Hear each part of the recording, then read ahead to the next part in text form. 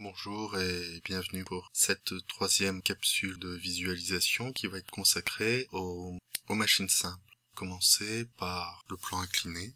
Donc son utilisation est attestée depuis l'Antiquité. On le retrouve utilisé dans des carrières égyptiennes puis la 4e dynastie, donc environ il y a 2500 ans avant Jésus-Christ. Sous une autre forme un petit peu différente, les escaliers on en retrouve de façon très ancienne dès la fin du Mésolithique, que 7000 ans avant Jésus-Christ environ, sur des sites turcs par exemple. L'utilisation actuelle, donc j'ai illustré avec le funiculaire de Lyon, tout ce qui est tire-fesses, les rampes d'accès et aussi les routes de montagne.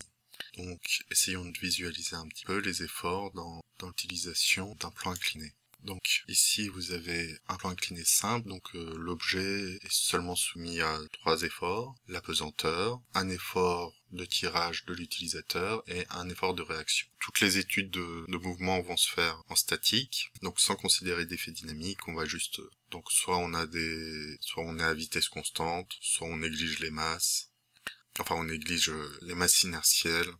On considère qu'on est sur une succession de points d'équilibre.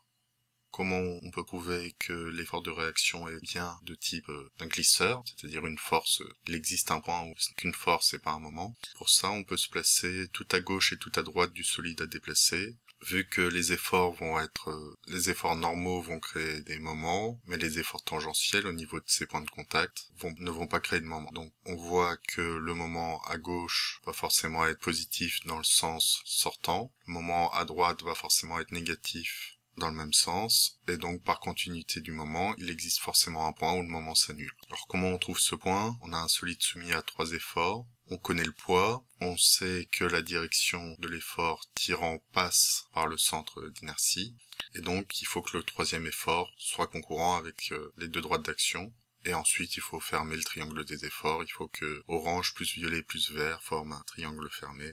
Alors on voit bien qu'il y a une décomposition entre effort normal et effort tangentiel. Donc là, j'ai mes coefficients de frottement égal à 0,35. On peut voir un petit peu mieux cette décomposition dans une vidéo. Donc ici, en bleu, vous avez l'effort normal, en rouge, l'effort tangentiel. Donc, une utilisation très ancienne, le plan incliné, mais il y a une utilisation un petit peu détournée qui est encore plus ancienne, qui est le coin et ses dérives. Donc le coin, qu'est-ce que c'est? Quand est-ce que c'est utilisé? Donc le coin, c'est une technologie à l'heure actuelle qui est surtout utilisée donc pour éclater des pierres, éclater du bois. Donc à gauche ici, vous avez pour éclater de la pierre un coin spécialisé. Au milieu, un coin à bois ancien, mais vous avez sûrement déjà vu des coins plus modernes utilisés. Mais le principe, qui est en fait le principe d'avoir un plan incliné, un double plan incliné, se retrouve dans tout ce qui possède une lame, tout ce qui sert à découper. Donc depuis très longtemps, on a le biface. Donc les bifaces, les premiers bifaces, on les date d'il y a 1,5 million d'années. Technologie très très ancienne. Pour accompagner la chasse, on a aussi historiquement des lances, qu'on peut dater, première lance il y a moins 500 000 ans, utilisée par les sociétés primitives. Et au cours de l'histoire, bien sûr, le développement de tout ce qui est lame, ciseaux, hache, c'est fait tout le long de l'histoire humaine. Et à l'heure actuelle, tout ce qui est outil de découpe possède des bords tranchants qui sont liés à cette utilisation. Donc, on va voir un petit peu les efforts dans un coin typique. On voit ici donc l'effort appliqué en vert au niveau du coin, et donc on peut imaginer que le solide blanc là les 2 solides blancs qui sont en train d'être écartés sont par exemple au niveau d'un morceau de bois, et donc le coin permet de rediriger les efforts vers les côtés, et en particulier d'avoir des efforts vers l'extérieur pour aider à couper. Donc ce principe de découpe par lame est utilisé depuis très longtemps par les humains. Et là, on a des frottements relativement importants si on fait la décomposition entre effort normal et effort tangentiel. Donc là, vous voyez en bleu les efforts normaux, en rouge les efforts tangentiels. On a l'impression qu'ils sont pas forcément si importants, mais ils jouent beaucoup sur la géométrie, ce qui fait que ça diminue pas mal le rapport qu'on pourrait avoir entre effort vert et l'effort qui va vraiment nous être utile, l'effort d'éclatement. On s'en rend compte si on fait une hypothèse, si on néglige les frottements. Là, vous voyez, on est exactement dans les mêmes conditions en termes d'effort presseur, mais la géométrie fait que on a des efforts normaux assez importants qui vont donc être très utiles et donc on voit ici tout l'intérêt de lubrifier une découpe. Ça permet d'avoir une découpe qui va se faire plus facilement. On va pouvoir minimiser les efforts de coupe, donc là qui sont représentés en vert. Pour donc bien sûr sur toutes ces machines simples, ce qu'on gagne d'un côté on le perd de l'autre, ce qu'on gagne en termes d'effort on le perd en termes de vitesse. L'écartement entre les deux objets se fait beaucoup plus lentement avec cette pente faible. Alors là j'ai mis une pente relativement importante, mieux visualisée, mais vous imaginez bien que au niveau d'un couteau, on est sur des pentes beaucoup plus faibles que celle qui est montrée ici. Donc ici on a une illustration de l'importance, donc en comparant les cas. Le cas exactement le même effort vert, là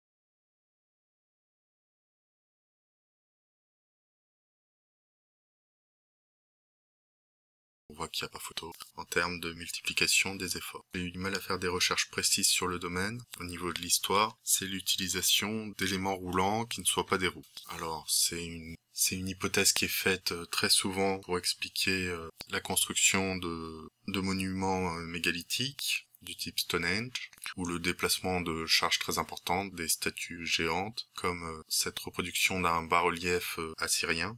Donc, on peut avoir l'impression que des ouvriers sont chargés de mettre des rouleaux sous la luge qui porte la statue, là, mais on a peu de preuves directes de cette utilisation. Les essais de reproduction par des archéologues sont souvent plus compliqués qu'il n'y paraît, en particulier lié au fait que le fait de ne pas avoir des rouleaux droits de même diamètre fait qu'on a vite des problèmes de stabilité, que si on cherche à franchir une pente, on a vite des problèmes de sécurité du fait que ça puisse retomber. Donc, et en plus, c'est des choses qui ne sont pas beaucoup observées au niveau des sociétés primitives par les anthropologues, les sociologues.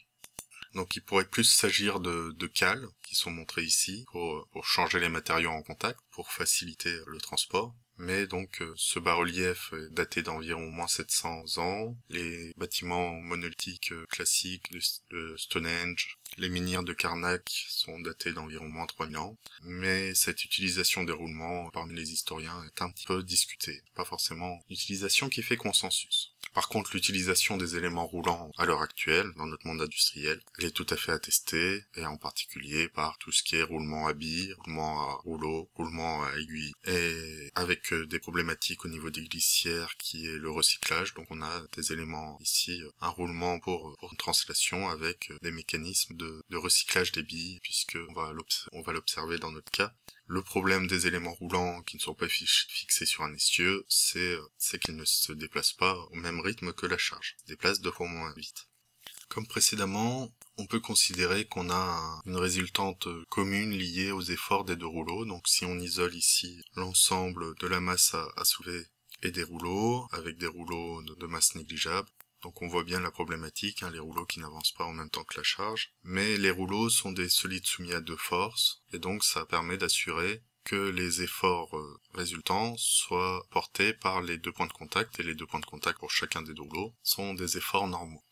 Donc on fait disparaître les efforts tangentiels, et tout ce qui nous reste, qui n'est pas représenté ici par simplification, mais qui sont de toute façon beaucoup moins importants que les frottements secs, c'est la résistance au roulement, liée au fait que le point de contact n'est pas tout à fait ponctuel, et donc les deux points de contact équivalents ne sont pas tout à fait alignés sur la perpendiculaire au plan de contact.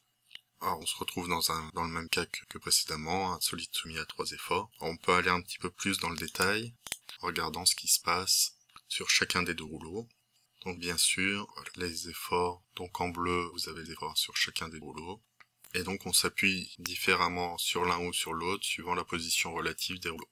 Plus on se rapproche, donc là avec les deux rouleaux seulement, plus on se rapproche du centre, plus l'effort doit être important. On est sur les côtés, les efforts doivent être moins intenses.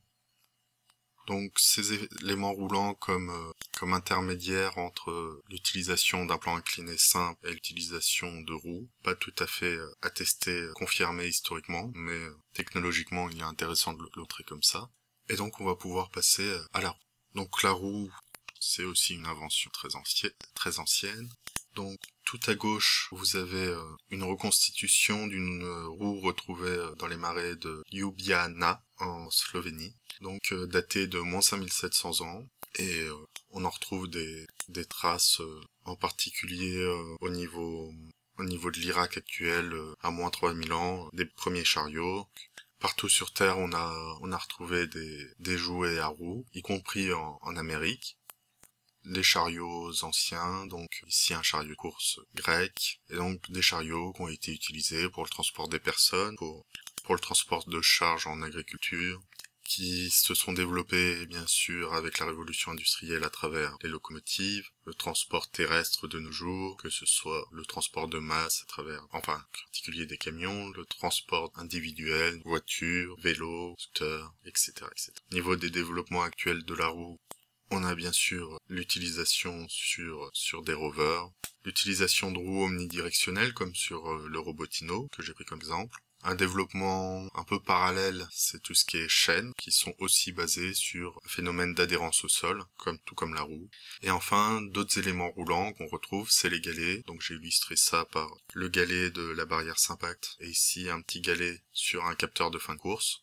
Donc c'est une petite technologie. On en retrouve aussi sur la cordeuse pour guider la translation du chariot de la cordeuse, ou pour le système de croix de Malte de la capsuleuse. Donc ces petits éléments de galet permettent de faciliter les contacts et de faire la transition donc d'un phénomène de type contact sec à un phénomène de type roulement qui n'a plus du tout les mêmes efforts, ce qu'on va voir tout de suite. Donc en équivalent, toujours de la même manière, on peut prouver que les deux contacts forment un glisseur équivalent.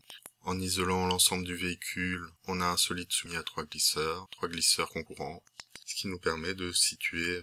Donc là, on est sur des roues libres et on a un effort tracteur en vert, donc on peut aller un petit peu dans le détail des deux efforts. Donc là, les deux efforts, vu que les roues sont fixes, les deux efforts sont identiques dans ce cas-là. Donc on a toujours un solide soumis à deux forces au niveau des roues. Et donc la direction doit passer par le point de contact et le centre de rotation, donc pour les roues, pour la roue arrière et pour la roue avant. Alors c'est pas le cas classique qui est utilisé de nos jours. Le cas classique, c'est de motoriser les roues. Donc soit les roues arrière, soit les roues avant, on va avoir les deux cas. Alors si on motorise les roues, on n'est plus un solide soumis à trois forces, mais on est seulement un solide soumis à deux forces. Un solide soumis à deux forces, voilà, on sait ce que ça donne. Donc en termes équivalents, on a le poids en orange qui est masqué par la réaction du support en violet. Et donc les deux efforts sont opposés et portés par les deux points d'application, et donc ce qui nous informe sur le point d'application équivalent du glisseur que forme la réaction des deux roues. Donc on a deux cas, les roues arrière motrices, avec un effort au niveau des roues avant qui est très fortement réduit. Alors là on est sur un cas, la pente est très importante, l'empattement est faible devant la hauteur du centre d'inertie, donc dans un cas pas du tout réaliste pour la plupart des véhicules. On a des véhicules qui doivent être sur des pentes beaucoup moins marquées, avec un centre d'inertie beaucoup plus bas par rapport à son empattement. Donc là on est sur quelque chose de très particulier. Mais ça nous donne quand même quelques informations. Donc pour monter globalement, on n'a pas trop de soucis, il faut un bon coefficient d'adhérence, au niveau par exemple pneu route, mais c'est quelque chose qu'on obtient assez facilement. Les coefficients de l'ordre de 0,6 à 0,8 pour les coefficients d'adhérence. Pour des voitures de sport, des voitures de course, on peut même dépasser un coefficient d'adhérence de 1. Par contre, si on essaye avec les roues avant, là le ratio tangentiel sur normal au niveau de la roue avant est pas du tout possible, et de façon réaliste, on essaierait de faire ça, la roue avant patinerait et ne permettrait pas d'avancer. Bien sûr, quand on est en pente descendante, c'est l'inverse. En pente descendante, on préfère avoir des roues avant motrices et des roues arrière qui sont libres. L'idéal étant, bien sûr, les 4x4, au niveau du maintien de l'adhérence. Donc un système à 4 roues motrices qui permettent de mieux piloter les efforts tangentiels entre les deux roues, de bien les diviser dans les différents. Dernière chose que je voulais vous montrer, c'est le lien du plan incliné avec la vis. L'historique de la vis, c'est d'abord les vis d'Archimède, donc qui apparaissent dès 300 avant Jésus-Christ, qui sont théorisées par Archimède à peu près 100 ans plus tard. Donc les vis d'Archimède utilisées dans des pompes depuis l'Antiquité. Et donc on a des utilisations de vis d'Archimède encore à l'heure actuelle, et des choses similaires qui se passent au niveau des foreuses, comme celle qui est à gauche. Alors l'avantage des vis, c'est le côté irréversible du mouvement. Donc le côté irréversible du mouvement, qui est lié en particulier aux frottements qui ont lieu au niveau de contact vis et clous, donc il est utilisé dans des systèmes du type Eto. Il est utilisé comme mécanisme de fixation.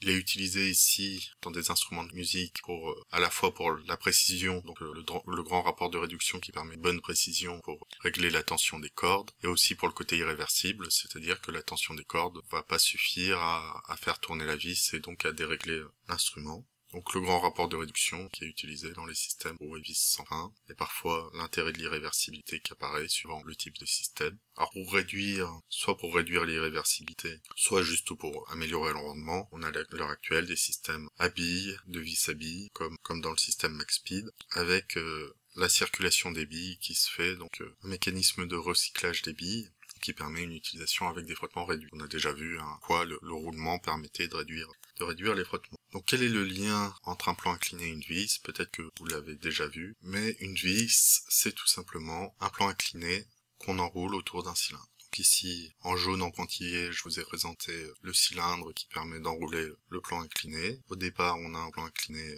droit, et donc sur les parois vous voyez les différentes projections pour vous rendre compte de ce qui se passe, en plus du travelling angulaire pour essayer d'avoir une visualisation 3D malgré le fait que ce soit sur votre écran. Et donc ça permet d'utiliser le principe d'une pente douce mais de façon plus réduite avec une compacité améliorée. Donc sur ce, je vous donne rendez-vous sur la prochaine vidéo qui devrait traiter de deux autres machines simples qui sont les leviers et les engrenages. En attendant, je vous souhaite bon courage et prenez soin de vous. Au revoir.